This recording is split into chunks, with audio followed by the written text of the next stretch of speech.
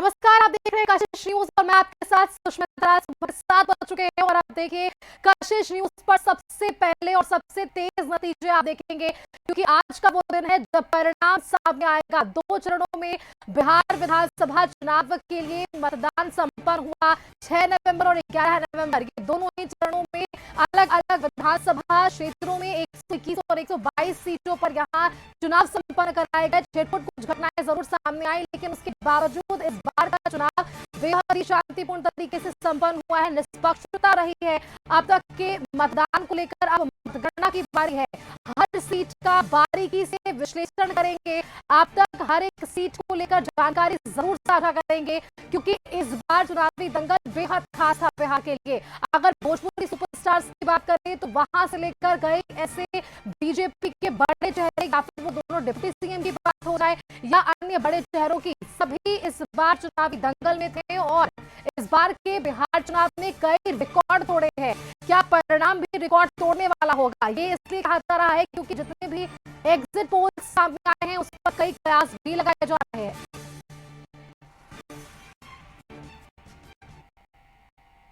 और आज ही आएगा बिहार का जनादेश। विधानसभा चुनाव की मतगणना आज होनी है। सुबह 8 बजे से ये मतगणना शुरू हो जाएगी। सबसे पहले बैलेट पेपर की गिनती होती है और बैलेट पेपर के बाद ईवीएम के मतों की गिनती भी शुरू हो जाएगी।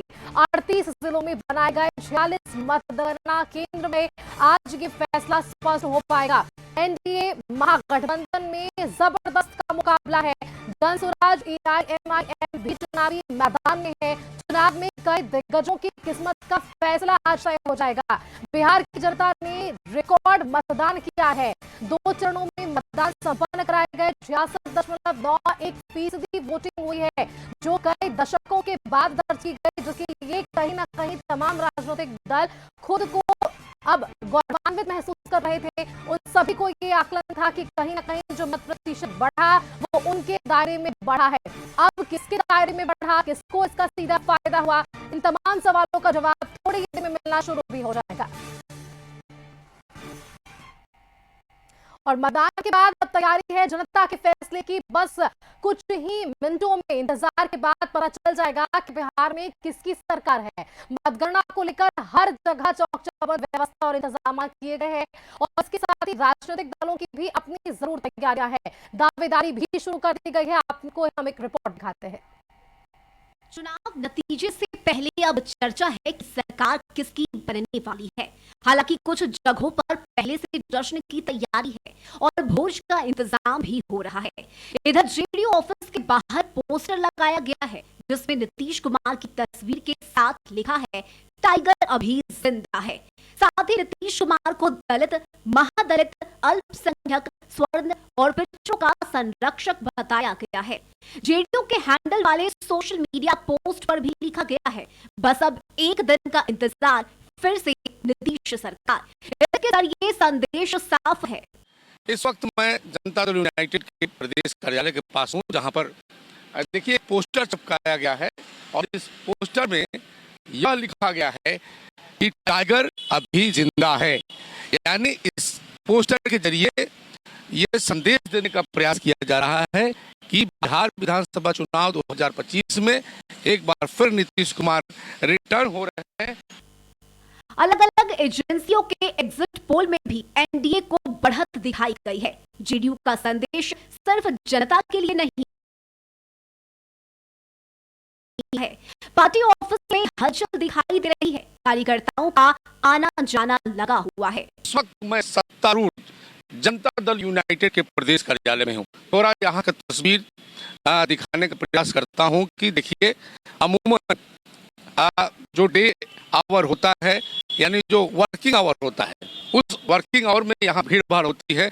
लेकिन चूंकि चुनाव हो गया है, दोनों चरणों का चुनाव संपन्न है, कल मतगणना होना है, तो ये तस्वीर बहुत ही महत्वपूर्ण है कि जनता दल यूनाइटेड, जो कि सत्तारूढ़ दल है, एनडीए का पार्टनर है, मुख्यमंत्री नीतीश कुमार इसी दल से आते हैं, तो यहाँ की तस्वीर देखिए। जेडीयू ऑफिस की तरह बीजेपी ऑफिस में भी गहमा गहमी है। चुनाव के दौरान पीएम मोदी और अमित शाह सहित सभी बड़े नेता बिहार पहुंचे और चुनाव के बाद जीत का दावा भी किया जा रहा है। एग्जिट पोल में एनडीए एनडीए गठबंधन को बढ़त मिलने से सभी के हौसले बुलंद है और मतगणना से पहले ही पार्टी नेता जश्न मनाने के लिए तैयार हैं। बीजेपी का जो प्रदेश कार्यालय है उसके दफ्तर का नजारा दृश्य दिखाने का प्रयास कर रहा हूँ कि देखिए जो कार्यकर्ता हैं, जो समर्थक हैं, पार्टी के लोग हैं, वो यहाँ बैठे हुए नजर आ रहे हैं और सबकी निगाहें, सबको इंतजार है, सबकी निगाहें टिकी है कि कल क्या होगा। कल यानी मतगणना होना है तो क्या बिहार में एक बार फिर से एनडीए की सरकार बनेगी या कुछ और होगा। रुद्रा और कशिश न्यूज के एग्जिट पोल के मुताबिक चुनाव में एनडीए को बढ़त मिलती दिख रही है। सर्वे के मुताबिक सीटों की बात करें तो एनडीए को 140 से 192 सीटें मिल सकती है। वहीं महागठबंधन काफी 97 सीट मिलने का अनुमान है, जबकि प्रशांत किशोर की जन स्वराज और दूसरी पार्टियों को 4 से 6 सीट मिल सकती है। जो अनुमान है उसके मुताबिक बीजेपी विधानसभा में सबसे बड़ी पार्टी बन सकती है, जिसमें 69 से 73 सीट मिलने का अनुमान है। जेडीयू 98 से 62 सीट के साथ दूसरे नंबर पर है। वहीं एलजेपी आर को 9 से 11 सीट मिलने का अनुमान है। वैसे तेजस्वी यादव ने महागठबंधन की जीत का दावा किया है और शपथ ग्रहण की तारीख भी बता दी है, लेकिन पार्टी ऑफिस में उत्साह नहीं दिख रहा। अगर जो चुनाव हुआ है, चुनाव परिणाम जो है महागठबंधन के पक्ष में आएगा तो निश्चित तौर पर जो प्रदेश कार्यालय में इस वक्त आपको सन्नाटा पसरा हुआ दिखाई दे रहा है, उसमें कह सकते हैं कि उसकी तस्वीर दूसरी होगी, उसका दृश्य दूसरा होगा। तो ये प्रदेश कार्यालय है। देखिए यहाँ अमूमन जो है, जो पार्टी के नेता हैं उनके आने जाने का सिलसिला रहता है, लेकिन फिलहाल यहाँ अभी कोई बड़े नेता नहीं है। सबको कल का इंतजार है, क्योंकि कल चुनाव परिणाम आना है और यह चुनाव परिणाम तय करेगा कि सत्ता का केंद्र कौन होगा। काउंटिंग की तैयारी भी पूरी कर ली गई है। पटना के एएन कॉलेज सेंटर पर 14 विधानसभा क्षेत्रों के मतों की गिनती होगी, जहां सभी इंतजाम कर लिए गए हैं। साफ तौर पर हम तस्वीरों में भी देख रहे हैं कि जो है अधिकारी खुद मौके पर आकर के जायजा ले रहे हैं। कई ऐसे पार्टी हैं जो विपक्ष के जो लोग हैं वो खुद आकर के यहाँ आ रहे हैं और लोग जाकर के वहाँ जो अंदर की जो स्थिति है उसका जायजा ले रहे हैं। सभी के अपने अपने दावे हैं, लेकिन जनता का मत ईवीएम में है। काउंटिंग सुबह 8 बजे से शुरू होगी। फैसला किसके पक्ष में आता है और जश्न मनाने का मौका किसे मिलता है, इसलिए सुबह तक का इंतजार करना होगा।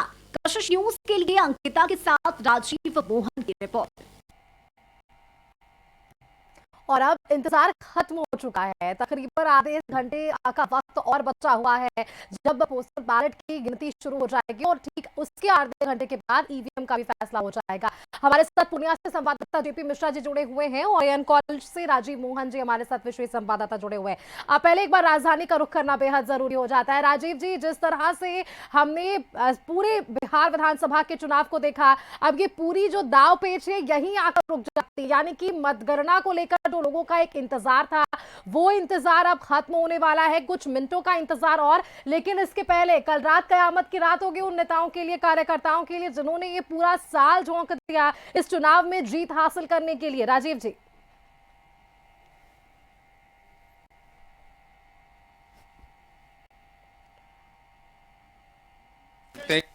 है क्योंकि आज ये तय हो जाएगा कि जो चुनाव हुए और जो इस दौरान जो दोनों गठबंधन के नेताओं के द्वारा जो दावे किए गए सरकार बनाने का या जनता के पक्ष में अपने और कहने का, जो तमाम चीजों की तस्वीर आज से अब से थोड़ी ही देर बाद वो खुल जाएगी, वो तस्वीर सामने आ जाएगी।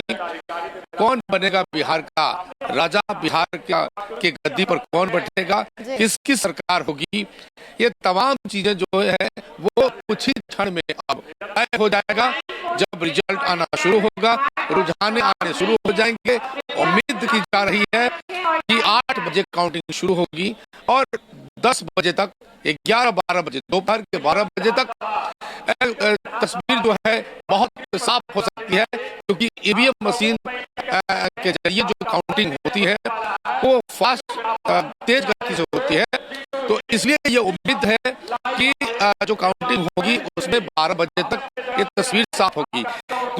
दूसरी तरफ ये है कि जो गठबंधन की तरफ से जो दावे किए गए और जितनी ताकत झोंकी गई, और जैसा कि आपने कहा कि कल की रात कयामत की रात थी, तो निश्चित तौर पर सुबह इसके लिए खुशियां लेकर आएगा कि किसके यहाँ जो है जश्न मनाया जाएगा। क्योंकि देखिए राजीव जी, लड्डू और मिठाइयाँ तो दोनों ही खेमे में बनी, लेकिन बटेगी किसकी और मिठाइयाँ खट्टे किसके होंगे, आप सबकी निगाहें उस पर ही होगी। आपके पास लौटेंगे राजीव जी, बने रहिएगा हमारे साथ। एक बार पूर्णिया का रुख कर लेते हैं। उस बीच देखिए हमारी सहयोगी रश्मि भी हमारे साथ जुड़ी हुई है।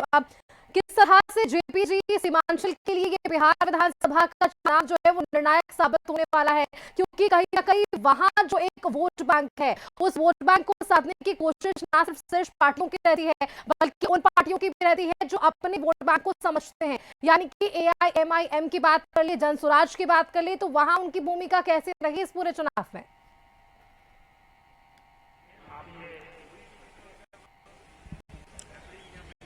देखिए, निश्चित रूप से जिस तरह से सीमांचल की बात आपने की, तो सीमांचल में इस बार काफी गहमागहमी का माहौल है और जो मतगणना का जो काउंटडाउन है वो शुरू हो चुका है। महज आधे घंटे बाकी है और मतपत्र की गिनती तो यूं शुरू हो चुकी है, तो यूं कहे कि काउंटडाउन शुरू हो चुका है मतगणना का और काफी गहमागहमी है कैंडिडेट में।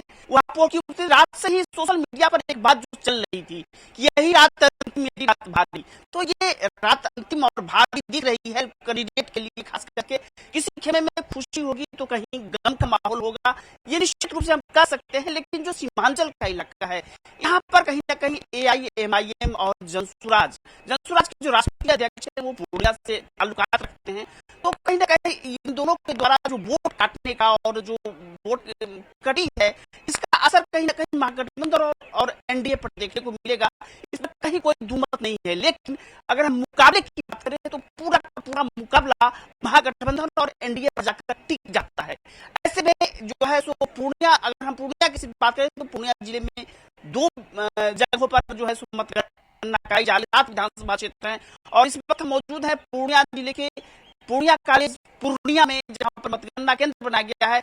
हम अपने सहयोगी से आग्रह करेंगे कि कुछ यहाँ पर जो व्यवस्था है उसे दिखाएं। ठीक है जेपी जी, आप तस्वीरें भी लगातार दिखाते रहिए, हम वो तस्वीरें साझा कर रहे हैं, क्योंकि एन कॉलेज की भी तस्वीरें हम देख पा रहे हैं। राजीव मोहन जी हमारे साथ जुड़े हुए हैं, आप वहां की भी तस्वीरें दिखाइए। एक बार अपने सहयोगी रश्मि का रुख कर लेते हैं। रश्मि, ये चुनाव आपने भी बेहद करीबी से देखा है, आप ग्राउंड जीरो पर थी, कई विधानसभा क्षेत्रों का आपने भ्रमण किया, लोगों की जनता और मुद्दों को आपने समझा, लेकिन जो आप मैनिफेस्टो को देखें, दोनों ही अगर विधानसभा क्षेत्रों के बाद बात करें तो राजनीतिक दलों की, क्या लगता है जो मुद्दे असल मुद्दे थे, क्या मैनिफेस्टो में शामिल किया गया, क्या उसका लाभ इस चुनाव के परिणाम में मिलता हुआ नजर आएगा?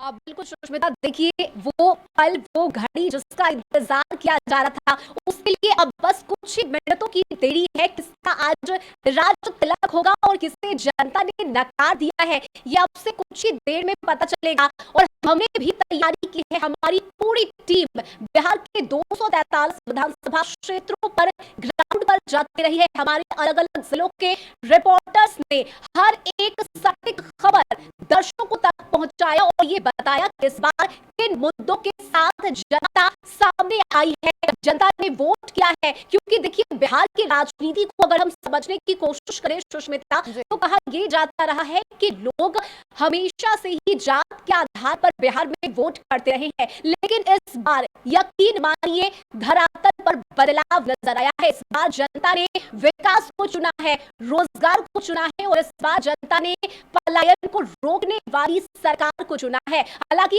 अब किसके दावे पर जनता ने भरोसा किया है और किससे जनता ने वोट किया है, ये अब से कुछ ही देर में जब रुझान सामने आएंगे तब पता चलेगा। लेकिन चुनाव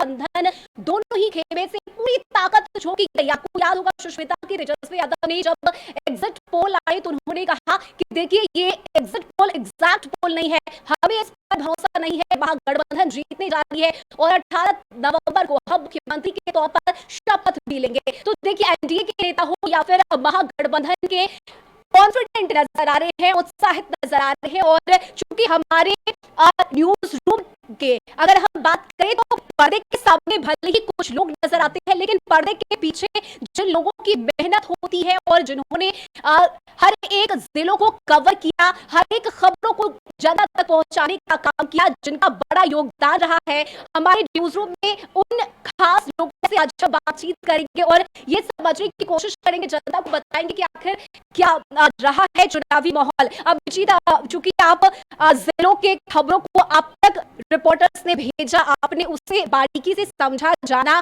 क्या लगा है, क्या चुनावी समीकरण रहा इस बार को और कौन भारी पड़ता हुआ नजर आ रहा है, एनडीए या फिर महागठबंधन? देखिए, दोनों ही गठबंधन ने पूरी मेहनत की है। जनता जनादेश किसको देती है ये थोड़ी देर में पता चलेगा, लेकिन दोनों तरफ से, चाहे एनडीए हो या महागठबंधन हो, जन स्वराज हो या एआईएमआईएम हो, सभी दलों ने, सभी गठबंधन ने अपनी पूरी ताकत झोंकी, मुद्दों के साथ चुनाव में गया। और सबसे बड़ी बात ये रही कि इस बार मुद्दे जो रहे वो काफ़ी अच्छे रहे, खास करके रोजगार हो, भ्रष्टाचार हो, पलायन सबसे बड़ा मुद्दा इस बार चुनाव में रहा। हर पार्टियों ने कहा कि हम, हमारी सरकार बनेगी तो पलायन रोकेंगे, लेकिन जनता के हाथ में सब कुछ है। जनता किसके वादों पे यकीन करती है या किसके वादों पे यकीन नहीं करती है, वो सब ईवीएम में कैद है। वो थोड़ी देर में पता चल जाएगा कि जनता को किन के वादों पर भरोसा है। लेकिन इस बार का चुनाव काफ़ी खास रहा है, सबकी अग्नि परीक्षा है। जैसा कि आपने कहा भी कि नीतीश कुमार हो या तेजस्वी हो, सबकी अग्नि परीक्षा है, दोनों गठबंधन की अग्नि परीक्षा है। लेकिन सबसे बड़ा खेल एआईएमआईएम और प्रशांत किशोर का है। अगर प्रशांत किशोर क्या खेल करते हैं, ये ईवीएम में अभी तक कैद है, वो बस निकलेगा तो पता चलेगा कि इन दोनों क्या खेल बिगाड़ते हैं या अपना खेल बनाते हैं। बिल्कुल। और देखिए सुष्मिता, सबसे सटीक और सबसे तेज नतीजे आज कशिश न्यूज पर हम अपने दर्शकों तक पहुंचाएंगे, तो हम चाहेंगे कि आज दर्शक दिन भर हमारे साथ जुड़े रहें और हर एक सीट का विश्लेषण भी हम अपने लोगों तक पहुंचाएंगे। सहयोगी विवेक जी भी दिख रहे हैं, उनसे आप बातचीत करें। उससे पहले छोटा सा ब्रेक का वक्त है, ब्रेक के पास वापस जब लौटेंगे तो आप जरूर बात कीजिएगा विवेक जी से भी चुनावी समीकरण को लेकर, क्योंकि उन्होंने वो तमाम रिपोर्ट्स तैयार किए हैं जिसको लेकर हमने रिसर्च हर दिन किए हैं। फिलहाल यहाँ पर एक छोटा सा ब्रेक का भी है, जल्द वापस लौटते हैं।